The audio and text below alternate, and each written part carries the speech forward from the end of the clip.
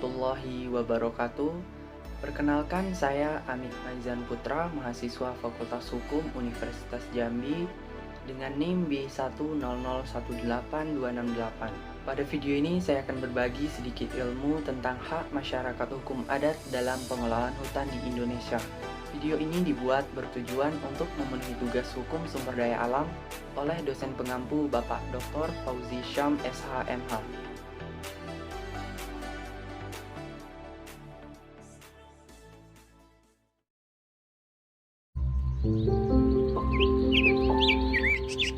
Indonesia sebagai negara yang kaya akan sumber daya alam, di mana salah satunya dari sektor kehutanan.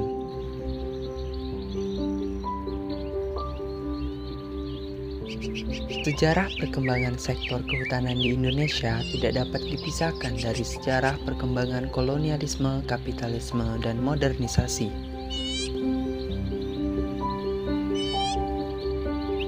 Sistem kehutanan berhubungan erat dengan penjajahan yang dimulai di Indonesia.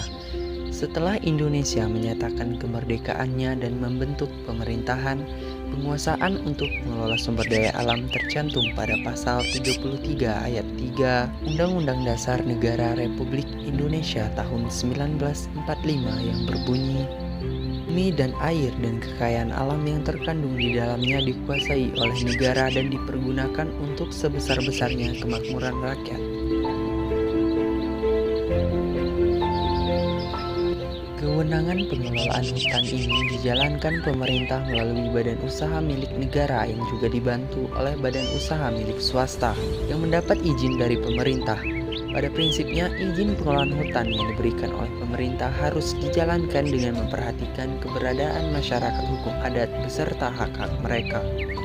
Akan tetapi, pada faktanya masih ada isu konflik pengelolaan hutan yang melibatkan masyarakat hukum adat.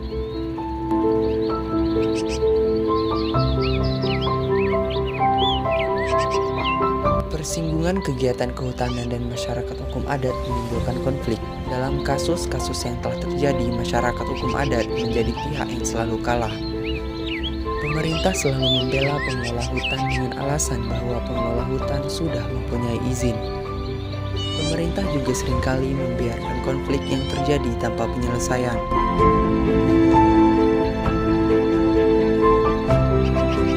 Bahkan dalam beberapa kasus pengelolaan hutan oleh pemerintah, masyarakat hukum adat harus terusir dari wilayah adat karena tindakan represif pemerintah melalui perangkat hukumnya.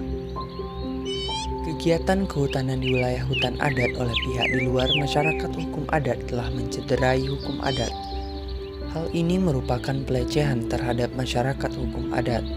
Umumnya pengelolaan hutan adat dilakukan dengan masif sehingga merusak wilayah hutan. Dan hal ini berdampak pada kelangsungan hidup masyarakat hukum adat karena masyarakat hukum adat menggantungkan hidup mereka pada hutan.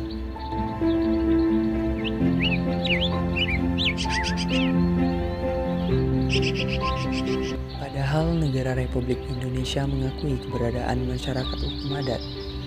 Pengakuan ini tertulis dalam Konstitusi Negara Republik Indonesia pada pasal 18B ayat 2 yang berbunyi, negara mengakui dan menghormati kesatuan masyarakat hukum adat beserta hak-hak tradisionalnya sepanjang masih hidup dan sesuai dengan perkembangan masyarakat dan prinsip negara kesatuan Republik Indonesia yang diatur dalam undang-undang. Sampai saat ini negara Republik Indonesia belum mempunyai undang-undang khusus tentang perlindungan masyarakat hukum adat.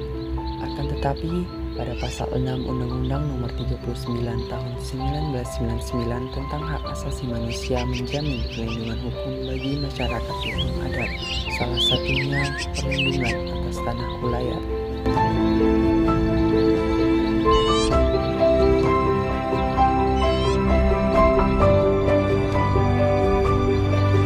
Pengelolaan hutan dilakukan oleh pemerintah berdasarkan fungsi hutan. Secara keseluruhan, kegiatan kehutanan baik itu pemanfaatan kawasan hutan maupun pengambilan sumber daya alam di kawasan hutan harus memperoleh izin dari negara. Izin kegiatan hutan tersebut dapat diberikan kepada perorangan, koperasi, badan usaha milik negara, dan badan usaha milik swasta Indonesia. Pengelolaan Penggunaan hutan yang tidak memperhatikan masyarakat hukum adat beserta haknya merupakan pelanggaran terhadap konstitusi. Oleh karena itu, Hakim Mahkamah Konstitusi memutuskan untuk mengabulkan permohonan masyarakat hukum adat terhadap pasal 1 huruf F Undang-Undang Nomor 41 Tahun 1999 dengan alasan inkonstitusional. 2 tahun setelah dikabulkannya permohonan Aliansi Masyarakat Hukum Adat, pemerintah mengeluarkan Peraturan Menteri Dalam Negeri Nomor 52 Tahun 2014 tentang pedoman pengakuan dan perlindungan masyarakat hukum adat.